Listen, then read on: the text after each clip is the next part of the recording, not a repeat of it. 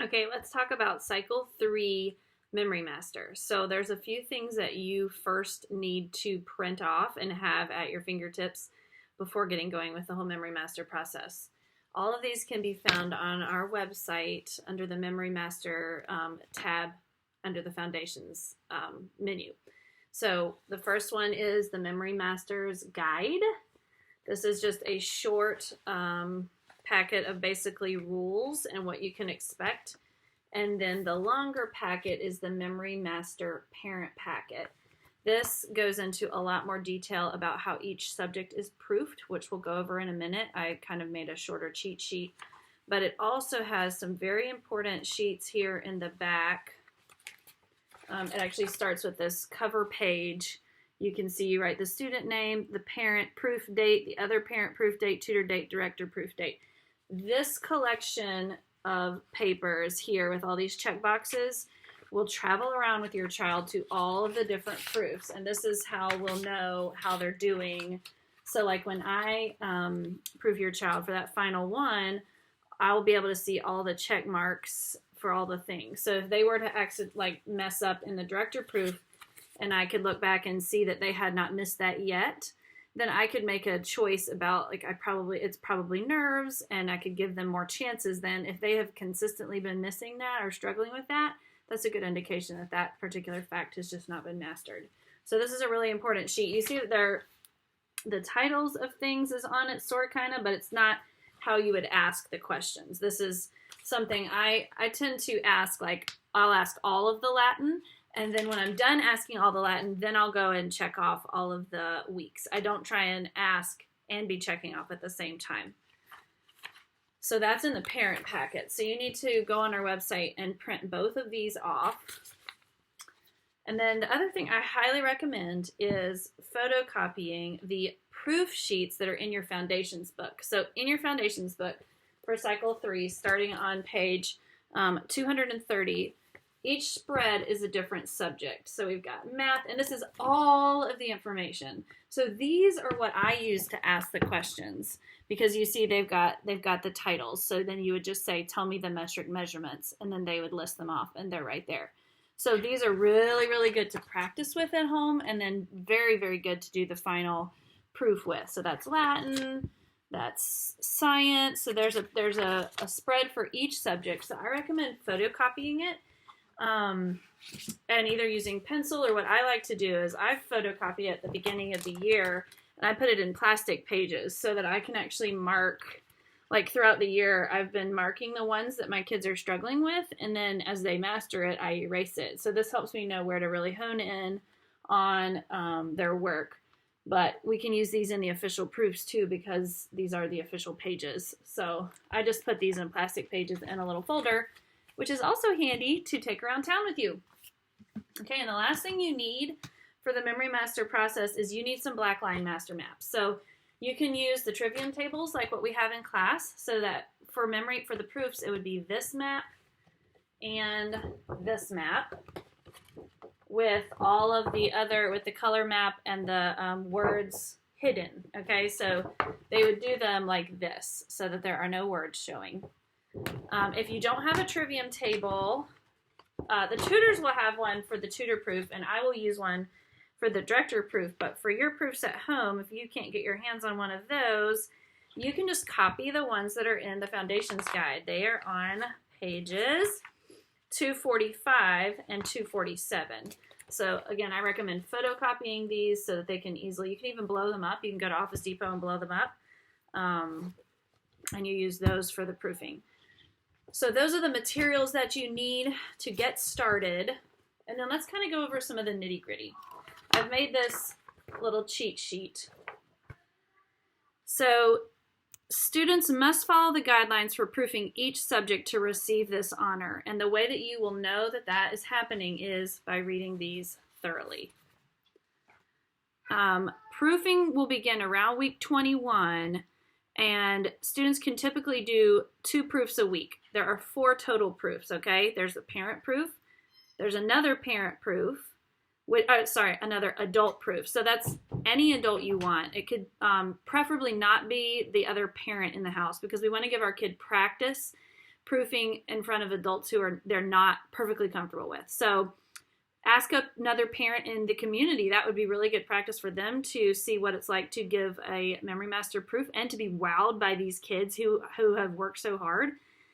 So you could ask another mom in the community is the best case scenario for that other adult proof. The third one is your child's tutor. They're going to do a proof with them. And then once they've gotten past that, then they come to me for the director proof.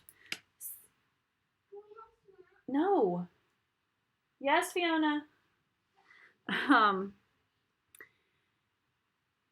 For the parent proof, the other adult proof, and the tutor proof, they're doing 100% of the material. And let's look here. It says for the parent proof, they have 100% of the material. They can have 3 misses per subject that's allowed. So that's actually quite a lot. 3 misses per subject. If they're actually getting down here where you're 2 weeks away from finishing this whole process and they're having that many mistakes, to me that's a red flag. I would not expect kids to be getting to this point with that many misses. So even though that's allowed, if they're having that many misses, I would give a long, hard look about continuing that process. The other adult proof, 100% of the material, 1 miss per subject allowed. Again, if they're still missing 1 per subject, that is a lot. So just keep thinking about it. The third one is the tutor proof, where they have 100% of the material and they cannot miss anything. And we'll talk about what a miss is in a minute, but 0 misses. And guys, as you can imagine, the further along in the proofing process they get, if at any point they fail, the further along it gets, the more devastating that failure is. And so it's really important that the parent in proof number 1 does not pass their child on to that second one if they're not ready. So you're not doing your child any favors getting them to the tutor proof, not having mastered everything, because then you're putting that tutor in a really bad position of having to be the one to tell the child you have not mastered this material when you're the one that should have told them that. So please make sure you are doing your part in making sure that your child has mastered this material before he's passed on to the other adults. Because it's also quite a time commitment to ask another adult to proof your child. So just make sure that they are ready before you ask another adult to step in and do that. And guys, if you do the parent proof and you realize your child it's just not going to happen for him this year, celebrate at home. It's still amazing to have gotten that far. And guys, if they do this and they miss 3 a subject, that's probably a lot, and maybe they shouldn't move on depending on your child. But if they got everything but 3 in each subject, that's still incredible. They still learned so much. So celebrate that and let that just have that celebration within your house. That's so awesome. So the final proof is the director proof, which is with me, and it's only 25% of the material. So for each subject, I will ask them 25% of that particular subject. They won't know what 25%. So for a timeline in particular, I will ask them to start at a certain event, and they need to continue on from there. I can help them with the couple events that come before that one, but they have to start at that point and continue on until I tell them to stop. So that is really, it's like a spot check for me to do to make sure that they have really mastered this material. Again, 0 misses. Okay, so let's talk about missing. What is a miss? If you miss a date, a number, or you leave out a word that changes the meaning of a fact, is a miss if the student can't correct themselves. So if the student can correct themselves, that is fine. That is not a miss, because we're not looking for perfection. Okay, we're looking for mastery. So we all know sometimes it takes a minute to pull stuff out of your brain. So that is totally, totally fine.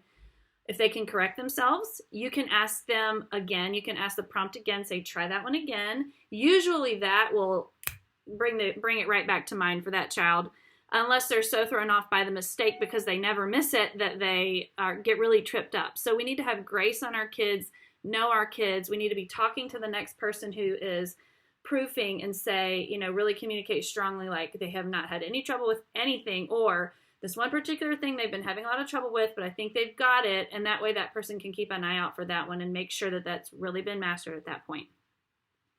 So interchanging words like states or explains or says, those kinds of things that don't change the meaning, totally fine. Leaving out articles, totally fine. What we don't want are things that would change the meaning. And dates and numbers are going to change the meaning and the intent of that fact. So those cannot be messed up. So again, the student can catch themselves and correct themselves, no problem. You can ask the prompt question again, give them a chance to correct their mistake. You can even ask them a couple times or maybe step away from that one and come back to it later. There's no set, like, only ask 3 times and then it's a miss. You have to use your wisdom and knowing that student and kind of making judgments based on how they've been doing otherwise you'll know if it's in there or not, and you'll be able to say, you know, we need to move on from this one. I don't think it's in there, or let's come back in a few minutes. I'll ask you that one again. For the timeline, even when they're doing the whole 100%, if they make a mistake, you can say stop, start back at, and maybe back them up a couple lines. And while you're not allowed to sing to prompt them, if they had been singing and they mess up, you're welcome to go back a couple and start the song back again from there. You're just not giving them new parts of the song, okay? So you can go back and sing it if they were singing it to help them get back going. Usually that's good enough for a child if you just say stop, start back at. Okay, so note, if a student is truly a master, it should take 1.5 to 2 hours to complete a proof. Each proof will likely get faster as they go. So expect that. Recitation should be done confidently and successfully with ease. It should be effortless. So this effortlessness is what we're looking for. So a student can be nervous, but it can still come out effortlessly. So that's what we're looking for. Hesitation by a nervous student is not a miss because perfection is not the goal. So we would hope to see a student who starts off hesitant getting faster as they get more comfortable with you. So that's what we're looking for. If you're doing all the subjects and they're all hesitant, that's a really good sign that it's not been mastered.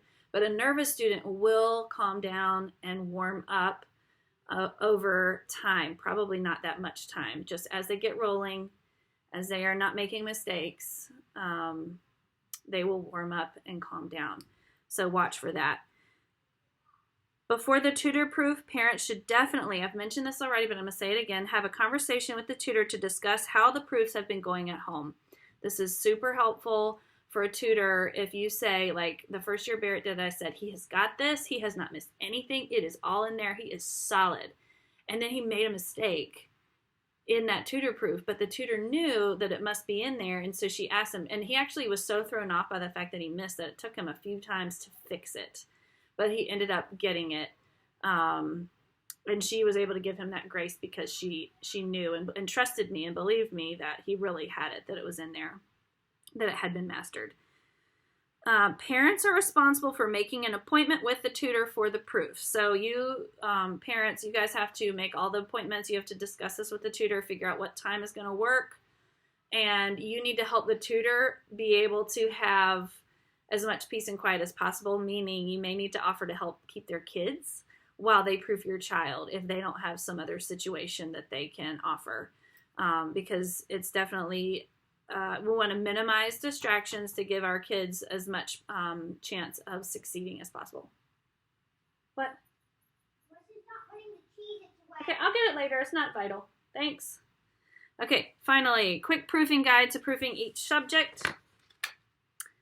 For math, students who are 10 must recite math facts using the 15 by 15 flashcards all mixed up. So, I didn't grab those, sorry. This is what the tutors and I will be using, these flashcards. They must be mixed up, okay? So they will be shuffled. We're not pulling out the zeros because it feels good to get easy ones. So that helps you with your confidence level. So we're going to shuffle these, and then they're going to do all of the cards. There's 2 facts on all of them. You know, it's just the commutative property. They just need to say the answer, okay? Because obviously they're the same answer. They just need to say the answer. I am not requiring that they say 8 times 12. I just think practically for the real world, we don't need to say this out loud. It's just if your brain sees this, and knows the right answer. That's what we want to see. So that's what I'm saying for our community is we're not saying this fact out loud. We're just saying the answer out loud. So kids can go pretty quickly. So what I'm going to say for Memory Master is they need to be able to complete this entire deck front and back within 10 minutes. That's what's going to show that they have mastered these multiplication facts, okay? So it might look something like this. They would say 96, 15, 0, 7, 126, 40, 4, 25, 50, 0, 5. And if they make a mistake, if they say 109, you'd say, just give them a second or say, try again. And if they really can't get it, put it in the back and see if they can get it later. Sometimes they just get tripped up, have a little brain fart for a second, and they'll get it back again, okay? So we're looking for 10 minutes or less to show mastery of these memory cards. And then otherwise, everything else within math it needs to be recited orally, so we're not writing anything down. Squares and cubes can be skip counted by all ages. In science is asked using the prompt question. Students must answer in a complete sentence. So this is the subject where it's most important to answer in a complete sentence. Lists can be given out of order. It does not matter. Remember that the whole point of this is we're trying to get information that they can later use in life. So if a list can be rearranged in life and it doesn't matter, then it's not going to matter for Memory Master, okay? So usually lists do not matter. We do have one exception this year in English. We'll get to that. History, ask it using the prompt for each week, like tell me about, and then the kids will probably sing you the song, that history song for that that week. Remember, you cannot prompt them. A lot of times it starts with a date. You cannot give them the date. You cannot start humming the song. No prompts. So, and if you're practicing with your child and you're making sure they remember that and you're not helping them with prompts in practice, that will help them better. So help them learn strategies of coming up with it that are not being given the first word or the first tune sound. We talked about the timeline. They need to do it start to finish with no visual or oral prompts at any time. The dates from the song are not required. So like circa 1500 to circa 1800, those are not required. You're welcome to say them. They're not required. If you say them and it's wrong, it's not counted against you. We talked about geography using the black line maps. You ask geography in two ways, okay? It's going to be a mixture. The kids aren't going to know which way it's being asked, so they have to be prepared for both. Show me. So show me California. They would say Sacramento, California. Okay, or what is this? Austin, Texas. Okay, so for the states map here, this is the states and capitals map. I never say the capital as the proofer, but the kid always does, no matter which method I'm saying, okay? So I might say, what is this? And they said, Sacramento, California. Or I might say, show me Texas, and they say, Austin, Texas. Okay, so both ways they say the capital, okay? They say the capital every time. So that's a super important one. So show me and tell me. So you need to prep them for show me and tell me. The titles of the weeks are not, hang on, let's show you the other one. Do not come into play in Memory Master, okay? they don't have to know those. You don't have to say them. In fact, I tend to not say them because I think they kind of give a little bit of a hint. So I tend to not say them, even though in the proofing I do tend to go in order. You can do whatever you want, especially in practice. I recommend not going in order because you want the proofs to be easier, right? You want them to be easier than the practicing that you've done. Okay, English.